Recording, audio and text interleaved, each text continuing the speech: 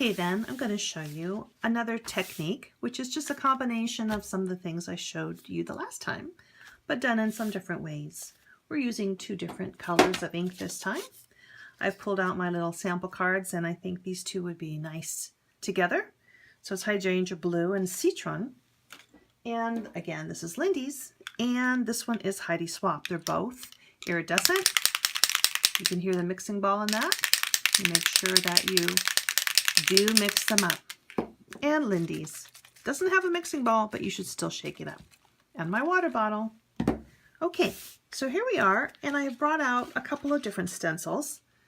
This one is actually a embroidery tool, and this one I've created myself, but there's plenty out there on the market. But I'm going to use both of these on this spread, on these two pages. So in this video, this time, we're going to spray right through, right through, and we're also going to overlap our two colors a little bit. Sometimes the sprayer gets a little bit bunched up. I don't mind anything that it does. This really isn't about perfection, and God doesn't ask for our perfection, so that's a good thing. But if you'd like to, from time to time, you should probably clean these nozzles. It would help the spray come out a little bit more evenly. I'm going to lift this up and show you what we have. Isn't that cool? And then once again, we have a loaded stencil. So I'm going to flip this over, and I'm going to use this as a layer on this side of the page. And decide, oh, maybe here. Press that down. Isn't that neat? Now I might have a little bit more ink on there. I'm going to set that aside for now. Okay, so we have some stencils and ink, but let's combine it with the drippy technique and see what happens. I'm going to tip my book up. I'm going to put a little paper towel underneath to catch some of the watery drips. You can see it's already starting to go. And I'm just going to encourage it. Once again, I come close up. Do little sprays at a time, almost like I'm pulling down the water, I'm pulling down the color, and getting some pretty cool blending. That looks pretty neat. Ooh, I like that. This on this side, I'm going to leave that alone. Okay, so then that's my first layer. I'm going to dry it. I'll be back in a minute. All right, so things are dry now, and we're going to do the second stencil. And put it over really anywhere that you want to do that.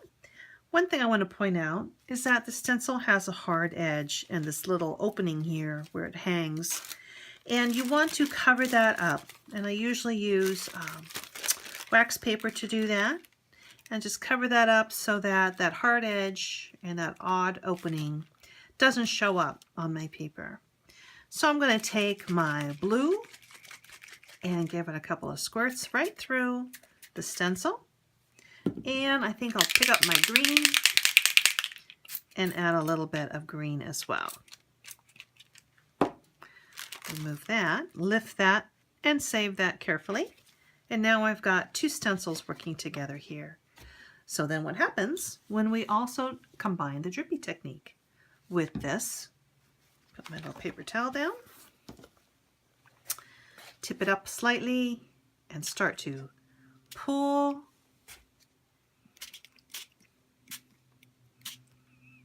down. I get some blending, I get some dripping going. Give it a good shake sometimes. And now I see that's where I'm going to stop. While that is going to dry, I have this loaded stencil. And once again, I'm going to turn it over.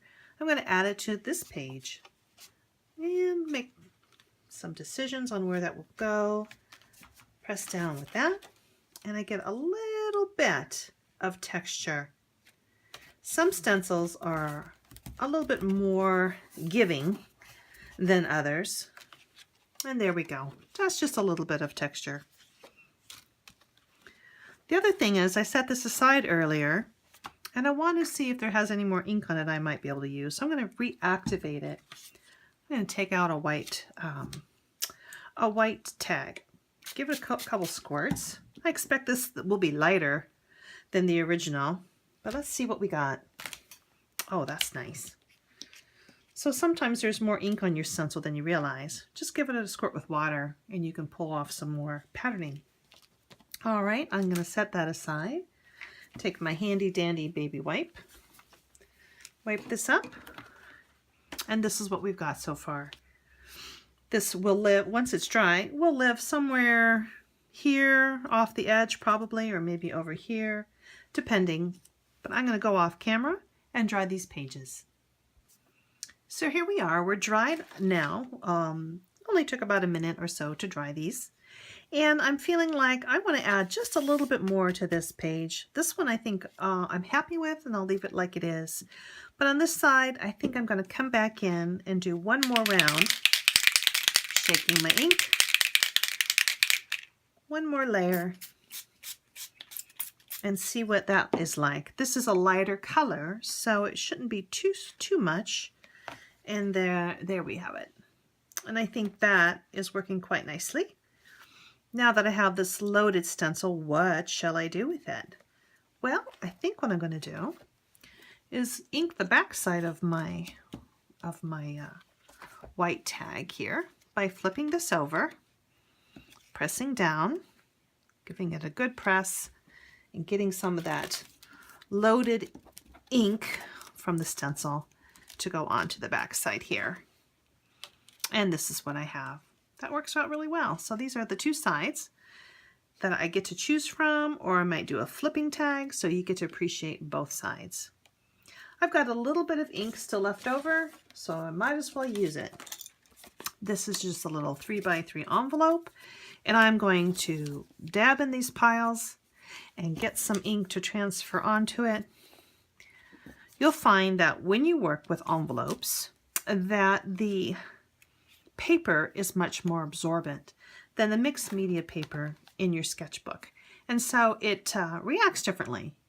You get a little bit more white space, but it's very interesting. And I really like what happens when you fool around with the different papers.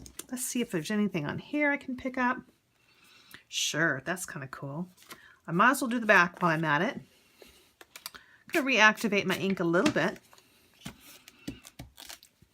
Isn't that neat? That works. Like it. Okay, so I will dry that too, and I'll find a place for it here.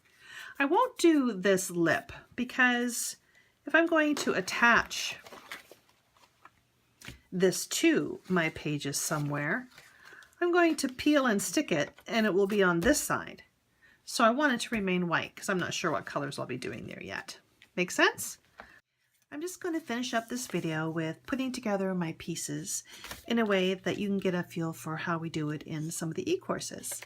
So I have my spread and I have my extra pieces, sorry. This is a little envelope, so I want to make a little note card for that. And this is a tag, and I'll show you where I'm going to put it, and we'll take it from there. First of all, I'd like to do the little inking of, this is a scrap of paper, on the little note card that's left. And I think I'm going to do just a little bit of the puddle technique for this note card. So a couple spritzes of my blue, a couple spritz of my citron green, and some water. The more water, the more blended. The less water, the more white spaces you have on your paper. Ooh. This scrap of paper is not mixed media paper. It is just simply some note card paper. I don't really know what kind it is, but you'll see that on the back side it's starting to creep through and create a little bit of shadow. So I'm going to dry this and then do the back side. I'll see you in a minute. Okay, this is dry. You still see a little bit of the absorbency of this paper as it comes through a little bit, but we're going to ink that side next, so that won't show up. Again, we do a little spritz of the one color, a little spritz of the next color. Now this time I'm not going to add any water. I'm just going to show you the difference. So here we go. And see what I mean? We have more white areas showing because there's less water on the ink. And this side had more water on the ink, and it's more blended. So whichever way you want to do it is fine. I will set that aside for a minute. Just double check my other tags to make sure, since I have this leftover ink, Is there any more ink that I want to add? A little bit of blue there, maybe a little bit of long. Ooh, that's kind of fun. Okay, now I think that I'm happy with that, and I can clean this up, and I'll be right back. All right, so here are the pieces that we have just finished inking, and we're just going to finish the layout. This is the note card that will live inside here. And I'm going to decide, I'm not sure which way it's going to fold, but this is probably just fine. Fold that in half. I particularly like crisp folds, so I do a little bit of a brayer action on my folds so that they're really, really nice. It comes from my greeting card background. I just can't help it. But that will live in there. And I think I know where I'm going to put this guy. After looking at this book for a while, I'm going to put this over here. I kind of like it in that area. So I'm going to flip the book over and peel this and stick that. Now, I tried hard to keep this white, but I didn't succeed. But that's okay. Whatever these colors are, I'll make sure that it gets covered up, and I bet you won't even notice it. All right, that's in place with our note card. And then this tag will go over here. Now, I really like both sides, so I'm not going to glue it down. I'm just going to look at this and go, oh, look at there. This almost matches up in design, so that's what it's going to be like. I'll use this washi tape that I have that goes well with these colors. And I'll take a little piece. I just want to hit the same height of the card, tag. Put that down. I like it going a little ways more. That's just me. Okay.